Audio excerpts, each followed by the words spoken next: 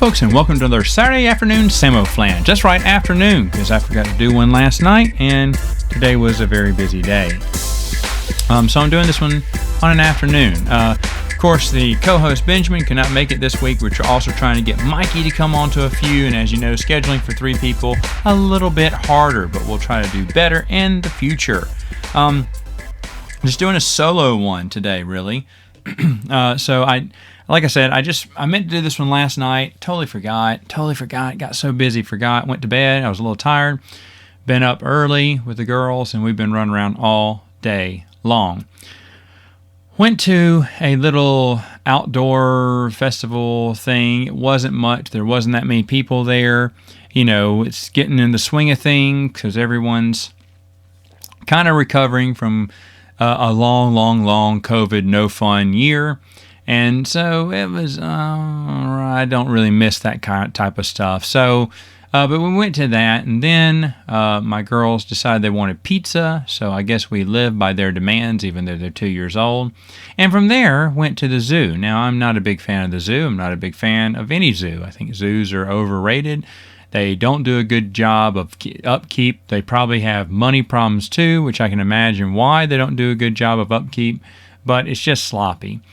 Today's zoo trip was actually the most fun I think I've ever had. The zoo people were very interactive with people, and they took a bird out of its cage, which is really nice, and it's a big war hawk. Just a hawk, but it's called the war hawk because it's the official mascot of the college here in town. And we got to see it eat on dead rats, which was really nice. I think they're just white mice, but still, really cool. And then, got to see a few other things too. Our zoo is not the best zoo by far. There is no giraffes. There are no bears. There are no rhinoceroses. They do have a zebra now. They didn't have a zebra for the longest. And I think they still have a hippopotamus, even though we didn't see it. But they don't have a lion either. Some of the classic things that you think every zoo would have, they should have, they don't. And I'll be honest, it was way more fun than the Jackson, Mississippi Zoo. We went to the Jackson Zoo, which used to be the nicest zoo.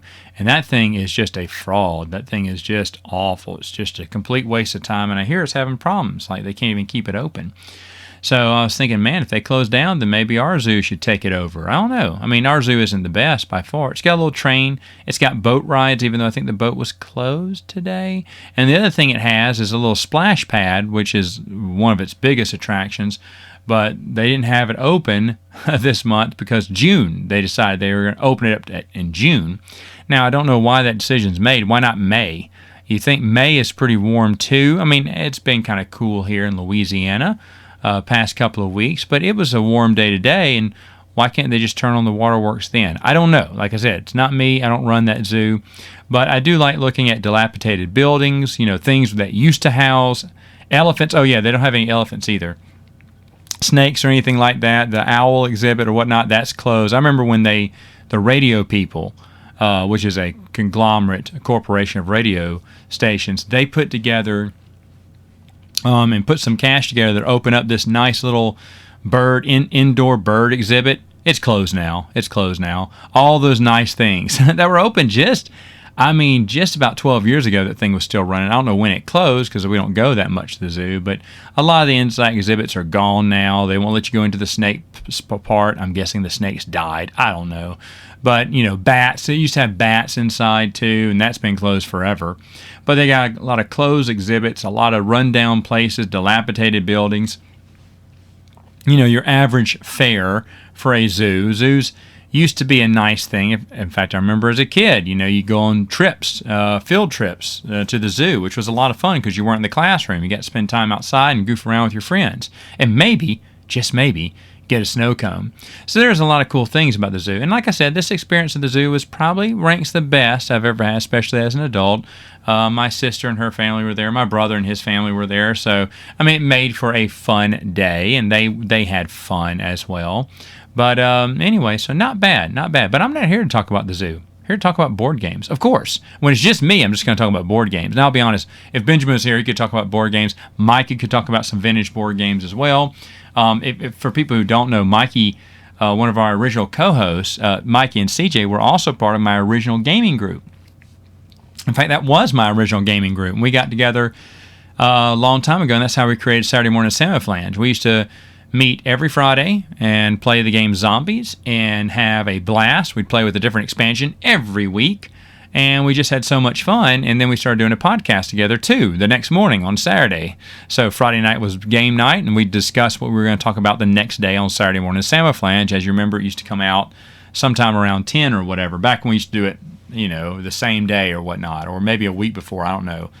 But so Mikey played games with me back in the day. Benjamin's come over and played game a couple of times. I need to have him over more, and I am, because obviously I've had him over a couple of times, but way more now. And now that I'm really getting back in the swing of things, one of the questions, and this was what I was going to say for a YouTube video, but I don't think it's going to happen anytime soon, because I've just got a bunch of games that are going to be coming in, and I've got plenty of games to last for June, July, and who knows what else could be coming out. So this idea for, top 5 games I've backed. I was going to say Kickstarter games, but one I did not back on Kickstarter. I just realized I backed it on another crowdfunding site, and I'd forgotten about the game completely until it funded, and I got charged for it. I was like, oh yeah, that game was going on too. I was trying to get that game too, so I had to add that into my list kind of last minute here. And this is a question I get every once in a while when I'm on streams. Those of you who love the board games here, and you're probably rolling your eyes that this is a board game stream. Some people are going to watch it because it's a board game stream, but I am going to talk about just all 7. I have 7 games I backed that I'm going to come in, which is very small. I know a lot of people have like 20 games, 30 games, but I have just about 7. I'm very, I would say, particular with the games I back. I don't really back that many. At any one time, I think the lowest amount, the lowest has 1 coming back in, but usually I generally keep around 3 to 4 games that are, you fund it and then you have to wait a whole year for it to come. So usually about 3 to 4, I'm down there. So if I get up to 7, that means I've backed a few more. We're talking recent, like this year, I think I've backed 3, which is a pretty good average if you think we're not even halfway through the year. So that's more than 1 every 2 months, which is, I guess, around the average maybe. But I wanted to kind of break down each one. Of course, some of these are due out this year, which I do not hold any high hopes that these are coming out this year, even though they say with multiple delays they're still going to come out this year. I just usually just say, it'll probably be the next year. It's probably going to be a year and a half, because everyone likes to blame COVID. COVID's still a good excuse that no one can come back and say, oh, that's not fair, even though COVID's kind of going away now. But that doesn't matter. We still use that as a convenient excuse to talk about our shortcomings and why we can't get this game to you. In fact, there's a game that I backed 5 years ago that they're never going to bring out that game. But when COVID hit, they were so happy because then they had a new excuse to tell fans, oh, yeah, we can't do it now because of COVID. The 3 or 4 years earlier that they couldn't bring it out, they said they were working on the rule book still, which, I can't believe people bought that. And they were promising people it was going to come out like in 2019 or 2020. It's 2021. I checked it again. They're still promising people, oh, it's looking good here. And I can't believe people are still sitting on, the only good thing is they do give you a refund when you ask for your money back. And not many people have asked. They made buku money on this. So I guess they have plenty saved in their coffers to give some refunds. But I got out early before the whole thing, I'm sure, was going to crash around their ears. No, it's not Tasty Minstrel Games, which has kind of crashed and burned. And I'm so glad I didn't back any of that stuff. But, I like I said, kind of picky on what I back and what I don't back. This is I'm going to just do a top. So I'll do 2 honorable mentions, and then I'll do my top 5. So 2 of my honorable mentions. One of them, this is one I think I had last time when I did a video on this, but it is now still last place, and that is Dinosaur World. Dinosaur World, if you don't know, there's a game called Dinosaur Island that came out a few years back. It's basically Jurassic Park, the board game. It's an extremely fun game. I absolutely enjoy it. And the moment I saw they were doing Jurassic World, I backed it. I don't even know what it's about. I even backed all the expansions, too, that they came out with after the thing funded. I'm all in backer, and I still don't know what it's about. You're thinking, Matt, shouldn't you have looked at the gameplay? Yeah, but I missed out on the first one, and I thought the first one was really good. If they're going to perfect a few things, and I know they are changing some things, like I remember watching the little video about what it was about, And back then thinking, yeah, sure, I'll get it. But yeah, maybe it was FOMO, fear of missing out. I don't know. But the reason why it's last place is I haven't looked at the campaign since. I've not looked. I had to fill up my backer kit, which they say, oh, it's going to come out soon. No, it's not. This game's not coming out anytime soon. They want you to think that, but it's not. I like those people fine. I'm not upset about this either. I just know it's not. No one hits their deadline. No one hits their deadline on Kickstarter ever. And so, yeah, I filled out my backer kit. That's how I found out there were other expansions that they come out with afterwards. I never even checked the site for this. So I was like, okay, I'll back all that. And that was like maybe a couple months ago. And I know I got an email or something saying, oh, we're going to get delayed because of COVID. That's our excuse. That's because that works. It's worked so far. Why don't we say it again? So I don't care. But like I said, that one, when it comes in, I'll be excited to play it. I think it's going to be pretty good. Like I said, I just played Dinosaur Island recently and really enjoyed it. So, Dinosaur World, bring it on. Can't be any bad. Can't be any worse than the movies, right? Hey, Jurassic World, I'm sure it's going to be based off of. That's a joke. Okay, my other honorable mention, number 6, and I know someone's going to give me heck over this if he listens to it, because it's the only Queen game on my list. As you know, Queen games, high anticipated. I think the last time I did this, it was the Escape big box with the expansions. I think was one of my biggest ones that I was looking forward to, because it also came with some add-ons for the Alhambra mini expansion and the expansion for Frisco, which I absolutely loved. And then I think my number 2 was Merlin, I think, the big box, which was from Queen Games too. So Queen Games usually dominates my top 5. This time it made it out of the top 5, and this is weird because it's also a Stefan Feld game. It's basically the reprint of Macau. It's called Amsterdam, and it's by Queen Games. And I can't wait. I think I backed the metal coins too, because I said, hey, why not go all the way out? Macau's a game I've always wanted to play, but it's way too expensive online. So I don't know what the price of this one went for. I think I know I got a deal, because I'm getting a newer game. It's basically the same type of game. He may have smoothed over some of the rules. It's basically just a reskin. But the reason you're thinking, Matt, Stefan Feld, Queen Games. This, Merlin was number 2 last year. Why isn't this one number 2? It's Queen Games. Why isn't it number 1? Well, because they released the artwork. And if anyone is familiar with this Kickstarter, that went over like a lead balloon. The artwork is atrocious. I mean, bad. So bland. So boring. It's not rich and exciting like the artwork that came before it, and everyone is calling that out. I mean, everyone is calling that out. People are not happy. In fact, they're so unhappy, there are people who are trying to get refunds for their money. They're so unhappy because the artwork it's garbage, okay? Let's just call a spade a spade. It is ugly. I can't remember what the other one is, but it's the reskin of Bruges, and it's so ugly. It is so hideous. And they've been showcasing it, and they haven't retracted from the artwork.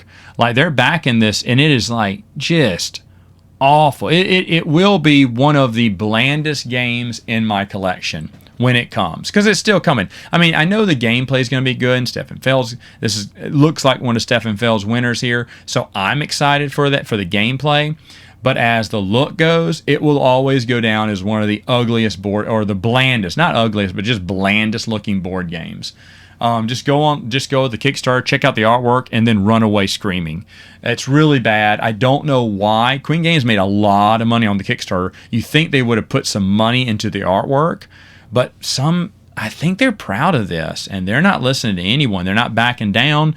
Like I said, a lot of people begging for refunds because the artwork is just hideous. I'll be honest, I thought about it, but I was like, well, the gameplay is there, so I'll keep it. It's just going to be a very bland-looking game, and that's a shame. If I was the designer, I would be upset. I would be upset by that artwork. I go, that is the artist you got to take my game? Because, I mean, they're never going to, on the open market, when people see the game, the artwork will be a turnoff. It's going to look like a forgettable game, unless they're, Stefan Feld, they'll see it for what it is, a reskin of a better game.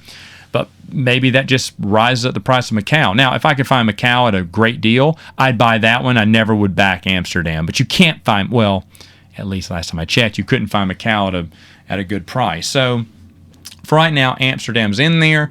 But again, not excited over it. To be honest, if the artwork would have been there, let me look at my list here. This easily would have been a number 3. Easily would have been a number 3 if the artwork had been there. So it would have climbed up a few spots. Yeah, it'd have been a number 3 for sure, definitely for sure. I think it would have. But the artwork brings it out of my top 5, so I shall not speaketh of it. So what is my top 5? My top 5 backed games. They're not all Kickstarter. One is on Games Found, which is I guess, Kickstarter rival. It's supposed to be more, I don't know, nicer to board games. I don't know, friendlier toward board games. I don't really know the ins and outs of it, but I did back a game on Games Found. Don't ask me how I found it because I don't even remember. Oh no, I do. Anyway, so but that one's not till later. Number 5 is going to be Campaign Trail. Campaign Trail is an election game. I funded it last year. It's supposed to come out this year. It probably won't. But that one is now up to 4 players now. They brought out a new expansion. It was a previous Kickstarter, but they brought it out again with a new expansion. And, well, no, the mini game used to be part of the game, but now it's an add-on, which I didn't mind adding it on because it's just a deck of cards. But anyway, I've always wanted a nice newer election game. I've got 2 old election games that I both love. I mean, I got the old GDW version of Campaign Trail. Really fun game. Zero love put into it. The board is not a board. It looks like an old road map. It's made out of paper, and it'll easily erode away if because you got to fold it to fit in the box. But the more you play it, the more it's going to get worn down. And so it's really cheap material. The plastic pieces are really chintzy. They don't even match up. Like the 2 orange colors are not the same color. One's clear orange, one's creamy orange color, and they're supposed to be the same player. What they did is they just grabbed a bunch of dirt cheap pennies by the pound of part pieces, just miscellaneous pieces, threw in a road map of the U.S. I'm not making this up. Did some cheap cardstock cards, and then threw together a lazy rule book. So lazy that and it looks like someone got scissors and cut out something you tape over or put over your rule book. They changed the rule, but they were too lazy to change the rule book because they don't want to waste money. I remember when I did the review, I think the contents in the box are worth about 10 cents. That's about how much they paid. And who knows what they were charging for that game back in the 80s or whatnot. But the thing is, it's too bad because it's a fun little game. Like I said, the rules are terrible. In fact, it doesn't give you a time to end. It says, hey, just keep going until everyone decides it's time to end the game. I'm like, really? So we generally do an hour, and I'll give everyone, if it's up top of the hour, we'll finish out the round or whatnot. But to be honest, it's junk as that goes. If you get this game for like $5, definitely pick it up because I think it is fun. We do have a fun time playing it, but it isn't the best. The other one is my sole 3M game that has stayed in my collection because all the other ones have gone, and it is Mr. President, which is just another great game because the box turns into a ballot box. So, and I love playing both those games, but it leaves a lot to be desired, okay? There's some, I think I talked about this in my review, the fundraising is atrocious. It's hard to get that much money. It's really not that worth it. So there hasn't been a game to perfect it. And this is a newer game about elections. Of course, they hit the Kickstarter just right. Because, obviously you want to do it when the election itself was going on. That's when they ran it, U.S. elections. So when this thing comes out, the elections would have cooled off by now and no one would have been interested. It has 4 parties. 2 of them independent. I think there's a Libertarian and a Green Party now. That's really cool because I'm going to play as one of those, guaranteed. Probably Libertarian, I guess. But you can play as Republican, Democrat too, which is fine. I'll leave that Republican up to anyone who wants to play Republicans. But anyway, I think the game's going to be a lot of fun. I like that it's 4 players. I hate the in-game score tracker. But because you can obviously see who's going to win, like at the last round, if someone's got the win, they're going to win it all. They're going to win it all. And the fun thing is counting up the votes and seeing who won each state. That's the big surprise. Now, if you take it, that's what some people say, oh, I hate that part. It drags on forever, because that's what a lot of election games do. But to be honest, that's the best part of Campaign Trail, when you're adding up the, electoral votes, who won. That's the best thing about Mr. President, when you're adding up those electoral votes, who won. It's so much fun. It does take about 30 minutes to do that, but you're tallying up the votes, and it's so much fun. We always have a fun time, tracking the election at the end. Everyone loves that part of the game. That's the best part of the game. Now, usually the other games, except for Campaign Trail, Mr. President is a 2-player game, sadly, so it doesn't get to the table that much. But Campaign Trail is like 6 players. I don't know how many players. But you can add up and tally there, and that's a lot of fun too. And so with this one, I'm just not going to put the score track on there. I'm not going to put the little states. I like how they have the states as the electoral votes, as long as their electoral vote. As keeping tracks on kind of like a ruler slide, but I don't like how you can see it automatically. That just kind of makes the game kind of boring, anticlimactic at the end. So we're just going to add up the points at the end of the game and add up the states as they go along, and I think that would make for a more exciting game, even though it will drag it on a little bit more. I wasn't going to get it until someone suggested I could do that, and I was like, yeah, that's smart. I guess I'll do it that way. So that's why it's made my list here. Number 5, congratulations. Number 4 is one of my, is the only game that I didn't fund on Kickstarter. It is Games Found. I did this because I was on an email list. I missed out on the last time they backed it, and I didn't even know about it. And a lot of people didn't. But it's called After the Empire by Gray Fox Games. It's a castle building, castle defense game, and it looks really awesome. And they were trying really hard to get you to buy the retail version, which has cubes, whereas the Kickstarter edition had figures. Why would you want a cube when a figure's so much cooler? In fact, the castle pieces are really cool too. It's kind of worker placement, obviously castle defense, and it looks a lot of fun. Now, obviously, the Kickstarter version looks leagues nicer than the other one, even though they were trying to get people to buy the retail version and saying, no, it's just as good. Yeah, the castle pieces are just as good, but there's no way you can say that cubes look better than actual figures, plastic figures. There's no way you can convince anyone of that. And, I didn't get the game itself because I was like, well, they said they may do another run of the Kickstarter. I was like, okay, I'll do that. Well, sure enough, they did. They did it through Games Found, and I funded it immediately. Looks like a lot of fun. Can't wait to get it. I don't know how fast they'll be able to get it in production. I'm sure they all have the schismatics and everything. They just got to order more is all I'm imagining. So that one could come in at the end of the year. I don't know. They could meet their deadline. But either way, it's going to be an awesome game. I know my gaming group's going to love a game like that. Castle Defense is always fun too.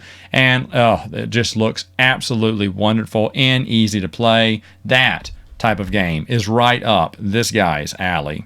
My number 3 is one of my favorite games. It's been in my top 10, top 5, I think, forever. But it is Let's Waltz, the expansion, the long-awaited expansion or unexpected expansion to Grand Austria Hotel. Folks, Grand Austria Hotel is a hotel game. You're getting these, trying to get these hotels, rooms booked, rooms open. It's dice selection, and it's so much fun. I've always been a big fan of this game. And I was shocked they came out with an expansion. Let's Waltz is going to add some premium pieces, which I've been wanting to get for a while. In fact, I was so glad they came out with that because I'll be honest, either last year or this year, I was going to get some upgraded pieces for that game because when I like a game, I will upgrade the bits and give it some love. And this was one that was, I think, maybe top of the list to get some upgrades on it. In fact, I was about to push the button, and I would have pushed the button last Christmas if this expansion hadn't come out. Because the Christmas before that, I was very close to getting those upgraded bits for the game. But they're going to provide them, which is kind of cool. Plus, there's some kind of extra ballroom now. I can't remember off the top of my head because, like I said, I just saw expansion for one of my favorite games. I was like, done. So it looks good. Looks like it's going to add a little bit extra to it.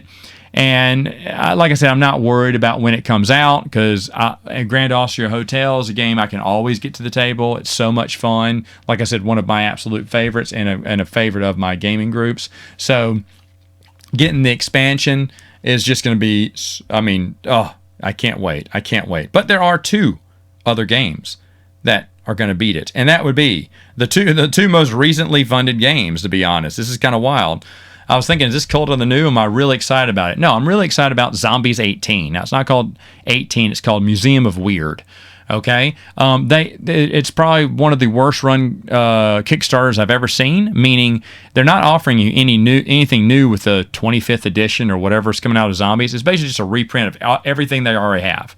Everything they already have, plus a little 3D rendered helicopter. That's nice. In fact, when on my blog, when I was talking about possible expansions, I talked about upgrades, like get a Jeep, a spaceship, a helicopter, and they're doing all that. They're doing exactly all that. I was like, okay, awesome. And that kind of stuff is nice. She is going to change the colors. I asked her if she was going to change the colors of the Jeeps and mainly of the Jeeps, because how can each player know who's got what Jeep? And so she told me she was thinking about doing them different colors of the 6 base player colors, which is fine. But, it'd be nice to have the upgraded bits. Everything else is just a rehash of stuff they've already done before, and they cobbled together. It's really not that nice. In fact, I was happy just to back just the expansion itself. But they had that level to where you could get your name and face image on a card, and so couldn't pass that up. The missus was all for this too, which is why I had backed it at just getting the Museum of Weird expansion, because of course for my gateway game, which was Zombies, I just now talked about that Mikey and CJ used to play that back in the day. I will always get a Zombies expansion. They've been good and bad lately. Like I said, I thought Vegas not thought out. They don't test plays these, that's for sure. But Vegas had issues. A cute game, but it had lots of issues. And then the desert one was just brilliant. I really liked that. That's one of the better ones. And then the one before that, the space one, is actually one of the worst ones. It was not play tested. These are not. If they are play tested, they're not play tested well. And so this one, I don't know what it'll be about, wisely or maybe unwisely. They don't even say what the gameplay is going to be about. I mean, there's so little about the expansion. It's almost like, do they know what they want yet? They know they want this theme, but they don't know what they're going to do yet. I don't know. It's kind of crazy, but like I said, I'll always back it. Always back the expansion just to see. I do want them to do better, but ever since Todd passed away, the owner of the company, they've kind of lost their direction. The games aren't coming out as often as they used to. Promises made of other sequels like Martians 2, they're never coming out. And then it's just kind of thematically and just the gameplay, everything's kind of just lost its direction. This was a really sloppy. The stretch goals were kind of lazy and whatnot. And I hate to bash this because it is one of my favorite games. I mean, gateway game. It means a lot to me. And like I said, my wife, also enjoyed having her face and image on a card with our two girls. We're going to do another one. In fact, I've been talking to Carrie, who is now running the company, and I know she had to go through college again, or she was going through college to get a degree, which is why the company had to take a little break there. But at the same time, she's really nice. I really enjoy Carrie and everything. She's a really nice lady, and she's got some great ideas to put my girls on another card. They're going to be featured in the Museum of Weird. I'll be honest, she puts another one on Kickstarter, I'll probably do the card backing again. I guess I'm just a sucker to get my name on a card. I've only got my name and face on one card. Thankfully, that was an awesome expansion. Zombies 13 is what it was. That was the one you could get bit and have a disease. It's kind of like a step a little bit harder, a little bit more complicated, and I absolutely love it. I love the idea I have for the girls card right now. I can't talk about it right now, but later on when it gets released, it's going to be just awesome. It's a new idea I've never come up with before, and I just kind of thought about the theme, the idea behind the card that Carrie and I were talking about, and pretty soon when she solicits me to submit that card, I am definitely going to submit it, on top of give her maybe some surprising action of what this card will be. It's going to be an item, actually, kind of like my motorbike was in the Zombies 13. Now, I'd love to get myself on another card. I don't think I am on this one, but I'd love to do it sometime, maybe on a future one. Because, like I said, it's Zombies, man. It's near and dear to my heart. But anyway, that's probably why it's number two. Number two, really. And let's go to the number one. If anyone's heard about me talk about this lately, you're not surprised. It is Marvel X-Men Unlimited. I've been playing X-Men United. I've been playing Marvel United. Absolutely love that game. My nephews probably going to come over next week, and they definitely want to play it because I showed it to them. I made the mistake of showing it to them, and now that's all that's on their mind right now. And I can't blame them. It's just a fantastic game. If you don't know this game, if you're a big Marvel fan, you definitely need to check it out. Even a non-gamer would really like this game, I think, because it's kind of simple in a way. It's a co-op game where you're any of the superheroes of Marvel Universe taking on a villain, and each villain is uniquely different. And each, to be honest, in my opinion, each superhero is uniquely different. Later on, I think on Memorial Day, I'm going to review all the expansions. All those reviews are coming out soon. But I got X-Men United because it is kind of like the sequel. It does have the Fantastic Four in it. Deadpool's in it. A lot of other people. True, I don't know about 25% of the X-Men that they came out with, but I didn't know 25% of the Marvel characters that came out from the last Kickstarter either. But I am glad I got this. I am glad they're offering Wave 1 Kickstarters, because usually they don't offer those Kickstarter exclusives, but they did this time, which is really nice. Not that I need them, but I'm definitely going all in for the X-Men. I went for the bonus stuff, the thicker cardboard. I went for the plastic tokens. I mean, the big play mat. I went everything, and I rarely do that with Kickstarters, but this is it's such an impressive game. And plus, yeah, you want the X-Men and the Avengers squaring off, or, you can cross over anything. Now, I think they're just done with Marvel after this, and then they're going to move to DC. And if they do DC, holy cow, take my money. I love DC. The whole time I was hoping that they do this for DC, and it looks like they are. They don't have CMON doesn't have the rights to DC, but Spin Master does, and that's who they're partnering up to do these board games with. And I think they're borrowing their license too, which is just a smart thing to do. So when the DC version of this comes out, of course, it's going to do game busters on Kickstarter, because people want to have that DC versus Marvel mix up, mash up, which you can. And I'm pretty sure they're going to keep the games pretty much normal. So I can't wait to see what's coming out in the future. But this one, it's going to be late next year before it comes out, and I can definitely wait. I'm not going to get the Wave 1, Wave 2 shipping, meaning they'll ship me the core game early and then the rest of the game later. No, I'm just going to wait for the whole game to come in, because I can wait. I can wait. I can wait for it. There's a ton. I'm someone who's not chomping at the bit to get these games. I mean, yeah, this is the one I'm most excited about, but at the same time, I've got a billion games to play, so I can be content until now. But anyway, those are my top 5 Kickstarter games that I am super excited about getting. So if you're backing anything board games right now, let me know in the comments. What are you backing? And we'll see you next time on more Saturday afternoon Samoflange.